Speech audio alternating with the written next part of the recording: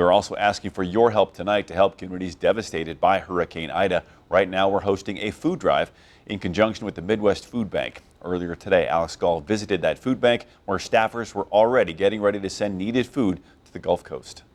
From central Illinois to the Gulf Coast. Packaging in Bloomington normal, and then we'll be packaging later this week. Charities in the land of Lincoln doing their part to help their neighbors suffering from the effects of Hurricane Ida. At the Midwest Food Bank, 2 truckloads of food will be on the way shortly from the Twin Cities to New Orleans. The opportunity to help people out there in need, and that's what this is all going to be, is just a huge process. Volunteers at the Peoria branch are packing food to be shipped out later this week. That will include food from the WEEK food drive going on now. The food collected this week will be packed into individual family-sized boxes.